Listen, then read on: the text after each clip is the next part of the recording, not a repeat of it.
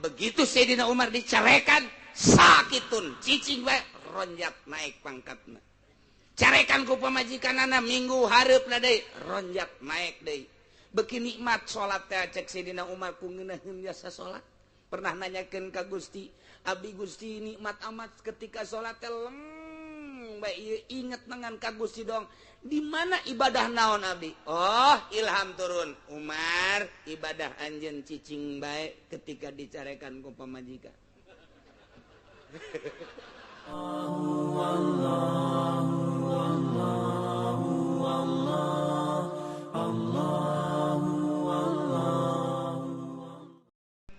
pengikut-pengikut Kangjeng Nabi Isa disebut kaum Hawariyun nyarita ka Kangjeng Nabi Isa bin Maryam kieu ngomong nahe Isa hal yastati'u rabbuk apakah mampuheun pangeran anjeun bisaeun migawe pangeran anjeun kawasaeun atawa henteu pangeran anjeun kawasaeun naon cek Kangjeng Nabi Isa ayun nazil alaina maidatam minas sama pangeran supaya nurunkeun hidangan ti luhur langit coba eta kami deka rumpul kabehan ribuan manusia yang nyaksikeun coba anjeun ngadoa menta ka pangeran mampuheun henteu eta pangeran teh supaya nurunkeun hidangan ti langit kahandap ke ku kami bisa kadeuleu ku kabehan wih eta permintaan lain lalagaan ku haramat eta menta kaum Kangjeng Nabi Isa pengikut Kangjeng Nabi Isa pengikut setia nu sok disebut kaum Hawariyun menta ka Kangjeng Nabi Isa hei Isa coba turunkan di langit hidangan kami supaya neuleuh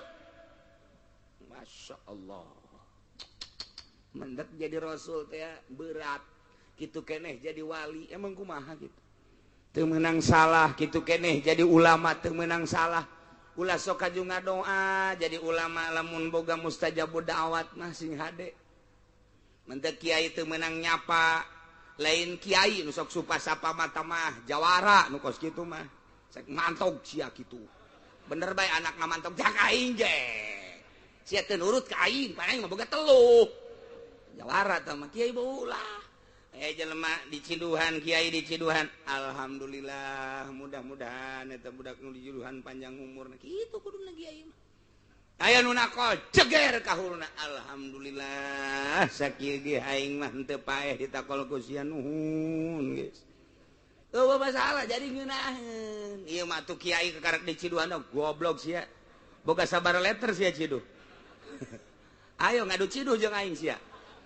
itu lain kiai atuh kos kitu mah kiai mah kudu cicing keur dicoba ku Allah diomongkeun dijauhan ku muridna ke deukeut deui engke dibere engke dipenta eta kiai ngaranna engke diagung-agung engke dicaci maki dipenta datang ka kumaha kategeran jiwa jeung katauhidan eta kiai nya henteu cek Allah sia ka aing ketika sia diagung-agung tah pangagung teh ti saha teh kan sia ketika sia dicaci maki cercaan teh ti saha eta lamun asa ti manusia geus sakitu tah sia boga mansilah boga derajat teh moal naik tapi lamun dek diagung-agung pangagung teh da lain ti sasaha ti Gusti mun ku Gusti teh diagung-agung mah da moal ngagungkeun sanesnu abdi nu Gusti hiji mangsa dicaci maki jeung cercaan teh lain ti manusia hakikat mah ti Gusti nyanggakeun deuk diagungkeun deuk dicaci maki abdi mah dadek ka Gusti bae oh hamba ai naik ya naik ka mana ka tanggal kalapa tuh jadi lamun can dicoba can bisa tuh ketika dar diberean tah sia diberean ku murid sia teh eta tekad sia ti mana ti Gusti sanes ti murid eta nyada datang eta mah alat Gusti pikeun ngadatangkeun ka abdi nyanggakeun ka Gusti isuk pageto aya nu menta hah sia sata ti Gusti sarua bae dibere teh Gusti ya teu turun darajat sia ese nek jadi wali teh urang mah ngadenge bisa kakalayangan hiber bisa mustajabud da'awat jelema cara lager eta teh ya kos kitu mata mah embohna nyanana mah embungeun ketika dicobana pahit anu luar biasa pahit sama kapaitanana dicarekan ku pamajikanana boro-boro nyandung jeung usajen pugunya namanya nyarekan bae ku Sidina Umar teh hutet kapan lamun di medan laga mah musuh teh ginjil boro-boro musuh setan lompat ka Sidina Umar tapi di mana dicarekan ku pamajikanana kumis tinggal kumis teh gede pan Sidina Umar dicarekan bae buktina ya sahabat datang dek keluhan pemajikan aing dicarekan bela aing dek bebeja ka Sidina Umar pas datang kalawang Sidina Umar keur dijerot can keluar cicing bae didegekeun keur dicarekan ku pemajikanna teu ngalawan Sidina Umar teh teu ngalawan cak sahabat aing dek bebeja dicarekan ka nyana geja sarua aing balik bae cak nyana balik aing ge sarua jeung aing nasibna balik begitu kuluyur kadeuleun ku Kade. Geus lila mana? Geus. Aya naon? Lah teu kudu dicaritakeun akur naon gitu. Ampura Amirul Mukminin kula datang ka dieu jauh-jauh maksudna dek bebeja naon? Bebeja bapak pemajikan goreng jasa akhlakna. Maksudna, isuk nyarekan, sore nyarekan, ai prak datang ka dieu tuan keur dicarekan. Atuh sama asib. Atuh kula mending balik. Hoy kade Dengen kula lain teu bisa ngalawan musuh ge dibunuh ku aing cek Sidina Umar wah tuh setan ge sieun bejana ka aing atuh komo pamajikan ngan pan pamajikan teh mang nyesehkeun nu kudu nama aing nu nyeseh pamajikan mang masakeun nu kudu nama pan aing baju-baju aing atuh kudu diseuseun aku tapi pan pamajikan mang nyesehkeun kemudian anak-anak nu urang pan eta kudu nama urang nu nyusuan ai pamajikan dibayar henteu kan urang mah lain nyusuan nyusu eta inget kadijana wah kajen teuing nyarekan mah lantaran loba hak urang loba hak nyana anu ku urang teu dipigawe gitu ja muhur datang ka imahna eta sahabat yang geus cicing bae carekan ku pamajikan datang ka di kitu-kitu ceulina cicing inget ka Sidina Umar we jangan gitu Masya Allah tuh eta teh naon begitu Sayyidina Umar dicarekan sakitun cicing bae ronjak naik pangkatna carekan ku pamajikanana minggu hareupna deui ronjak naik deui beuki nikmat salat teh cek Sayyidina Umar ku ngeunaheun jasa salat pernah nanyakeun ka Gusti abdi Gusti nikmat amat ketika salat teh bae inget dengan ka Gusti dong di mana ibadah naon abdi ilham turun Umar ibadah anjeun cicing bae ketika dicarekan ku pamajikan jadi maneh nemah jasa tan mantap urang ge engke mah bebeja ka pamajikan carekan aing atuh aya yang dicarekan mah ulah tamang geus nasib-nasib bae geus mantap hampir-hampir kiai mah kabeh nu luhur pangkatna pamajikanna garalak hampir nu luhur pangkatna pokona mah kula geus dijemputkeun saha-sahana nu kasaksian ku mata kula bae guru-guru kula di Bandungna di Garutna kemudian di Tangerangna pamajikanna garalak garak sungut maksudna tengah hiding aya sasaha tengah hiding sasaha nyarekan bae eta pamajikan aja urang sebagai murid nabu pan eta guru urang dicarekan ku pamajikanna kadele ku mata urang mah hina horeng keur diangkat darajat ku pangeran Masya Allah mantap anu can kawin neangan anu sungutna kos kaleng rombeng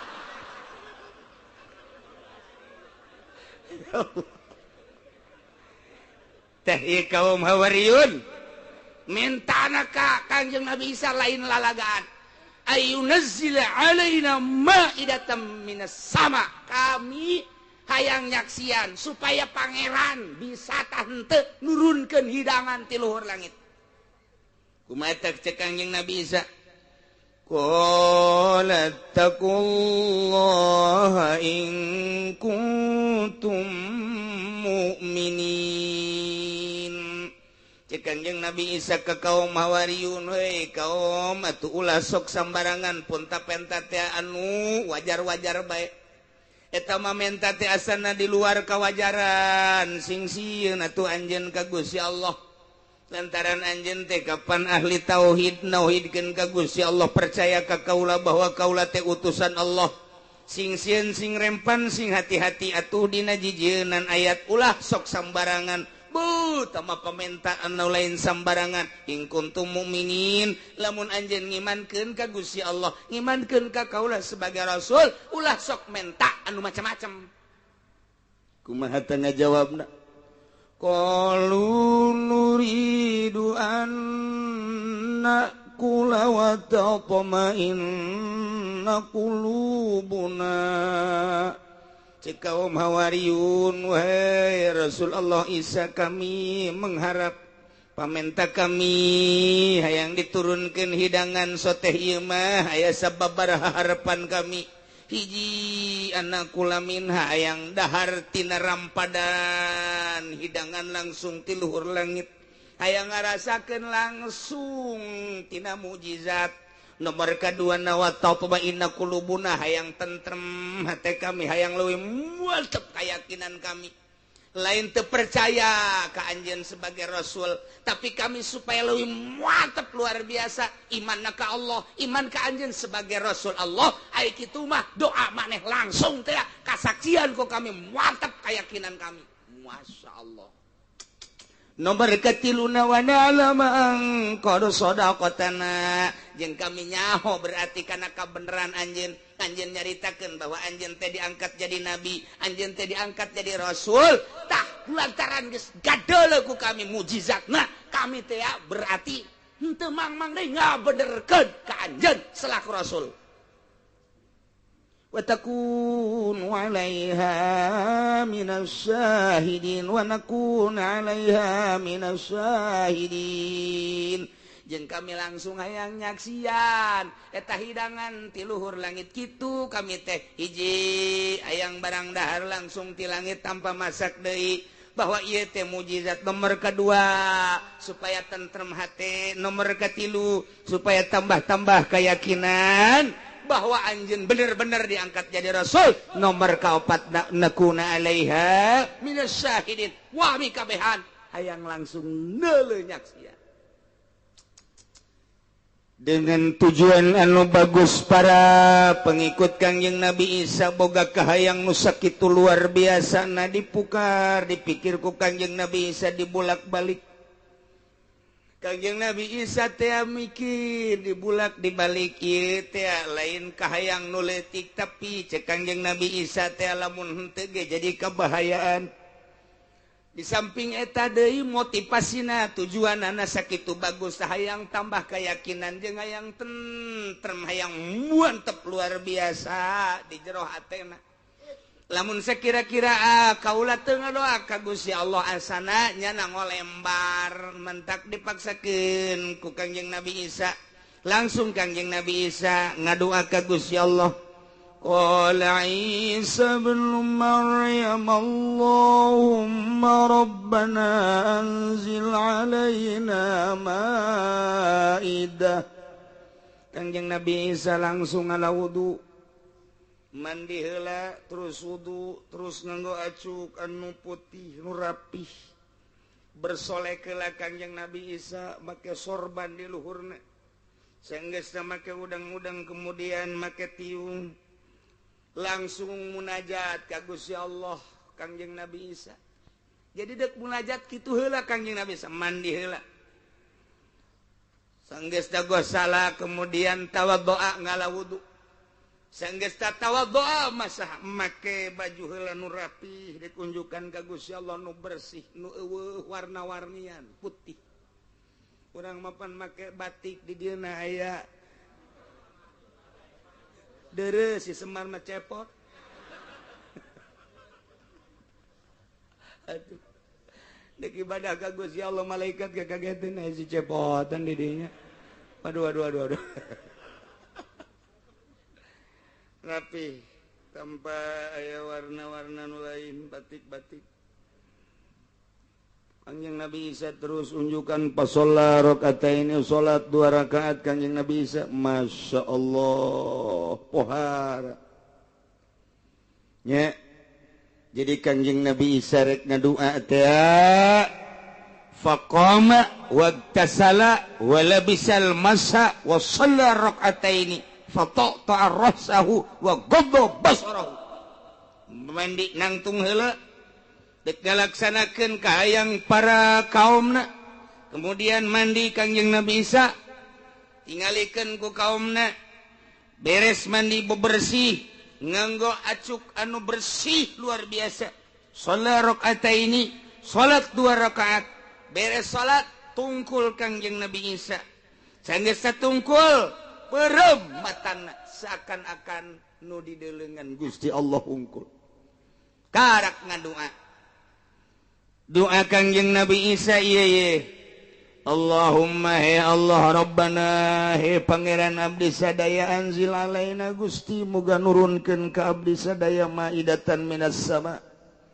hidangan ti luhur langit takunu lana aidan li awalina wa akhirina wa ayatan minka anu hidangan tersebut teh ngajadikeun hari lebaran mu'azimuhu wa nusarrifuhu kami bakal ngagungkeun bakal ngamulyakeun kana turunna eta hidangan sebagai hari lebaran li awalina ka kaum awal kami kabehan yakni ayeuna nu kasaksian wa akhirina jeung kaum nu akhir setelah kami ge bakal nyahueun bahwa Gusti pernah nurunkeun hidangan datang ka lain umat kaula terus wa akhirina di umat Kangjeng Nabi Muhammad ya supaya nyahueun Gusti wa ayatan minka jeung supaya ngajadikeun ayat ka Gusti kana kakawasaan Gusti jeung bahwa kaula teh nabi Gusti lain pangeran warzuqna jeung Gusti boga ngarizkian ka abdi sadaya wa anta khairur raziqin Gusti pang bagus-bagusna anu ngarizkian masyaallah eta doa beres Kangjeng Nabi Isa ngadoa dijawab ku Gusti Allah Galallahu cek Gusti Allah mustajiban lahu bari nyubadanan kana doa Kangjeng Nabi Isa inni munazziluha alaikum wahai Isa kaula nu agung bakal nurunkeun kana eta rampadan bakal nurunkeun kahidangan sakumaha kahayangna cuman kade fama yakfur ba'du sahaja lemah nu kufur sabada diturunkeun ieu hidangan di antara umat aranjeun fa inni u'adzibuhu 'adzaban la u'adzibuhu ahadan minal alamin kaula nu agung bakal nyiksa ka eta jelema nu kufur kalawan siksa nu teu pernah kula nurunkeun siksa ka hiji jelema model kos kitu siksana pohara jasa can pernah siksa diturunkeun minal alamin di alam ieu ingat Isa kaula lu agung bakal nyubadanan kana pamenta anjeun bakal nurunkeun kaula kana sakumaha kahayang tapi awas ulah kufur sanggeus diturunkeun pamai yakfur sahaja lamun nu kufur ba'du sabada diturunkeun hidangan awas ancaman ti kaula bakal nyiksa ku siksa anu teu pernah diturunkeun ka sabaya oge udah dahsyatna beres nyaritakeun Kangjeng Nabi Isa alaihi salam ka umatna wahai kaum Hawariyun pecinta jeung pengikut kaula parantos unjukan ka Gusti tur dijawab ku Gusti insyaallah Gusti bakal nurunkeun kana sakumaha kahayang wah jelema geus 100.000 yapak di Yerusalem yapak terus teu kadele tungtung rek nyaksian turun nama Ida dijanjikeun pana tu ieu mah langsung rep ti luhur poek jelema ratusan ribu jutaan manusia memandang langit kabeh poek reuk turun aya caang belahna kahandap di tengah aya caang ternyata horeng rampadanana teh di tengah-tengah antara dua reuk di luhur jeung di handap di luhur mega di handap mega di tengahna aya hidangan jadi terus turun ke handap molongo jelema ratusan juta menyaksikan turun hidangan ti luhur langit dibawa ku mega ti luhur jeung ti handap tengahna caang ternyata horeng rampadan didinya nanampan teh dibungkus make kain berem make taplak anu berem bari cahaya anu luar biasa indahna kahayang-kahayang anu pamenta tadi geus cumpon teh ngarasa bunga pohara wah indahna turun eta rampadanna nampan dibungkus ku lapis berem di luhurna mega di handapna mega cahaya anu luar biasa masya Allah bisa dibayangkan ke orang betapa poharana kejadian tersebut turun ke handap panazala maka panazalatil malaikatu biha minas sama eta malaikat teh nampak reuk teh dibentukeun ku Gusti Allah mega teh padahal malaikat di handap malaikat di luhur malaikat di tengah-tengah rampadan gede dibungkus maka kain berem sinar anu luar biasa dibawa ku malaikat ke handap datang ka masya Allah eta teh bunga mah aya kan sieun bunga kabeh jelema teu meunang aya nu nangtung kabeh teu meunang aya nu robah jeung eueuh nu nangtung eueuh nu robah sanajan lapar ditahan tetep di jero majelis bae nya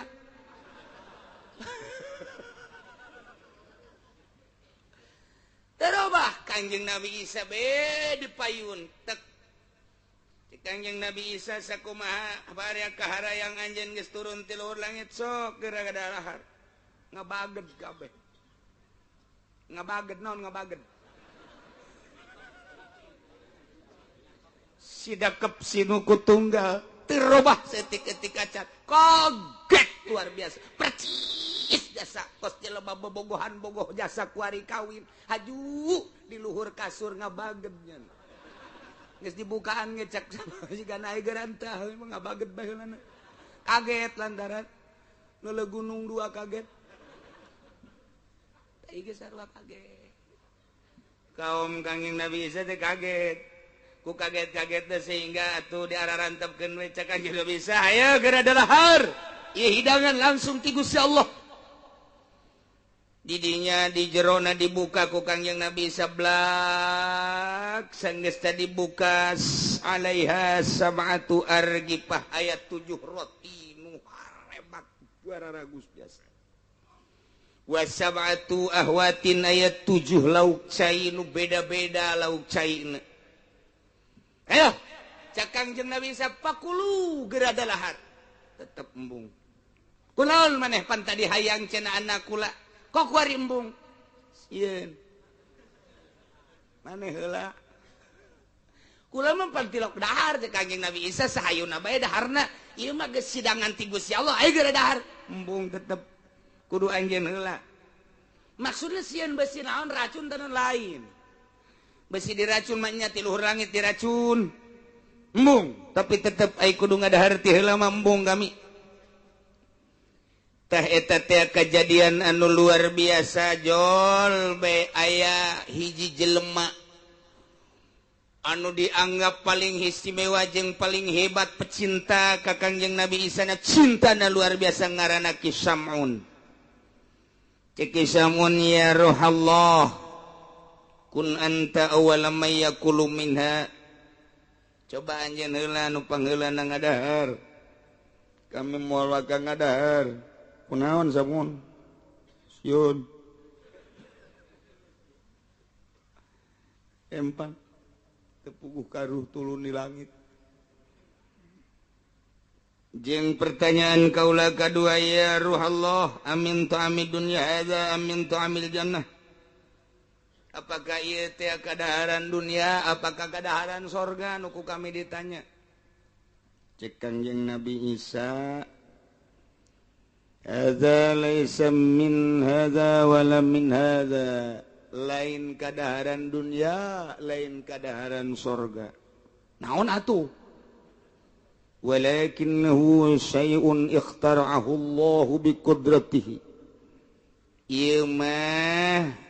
hiji kadaharan nu langsung didamel ku Gusti Allah dengan kakawasaan Gusti Allah lain ti sorga can usim kadaharan sorga turun ke dunia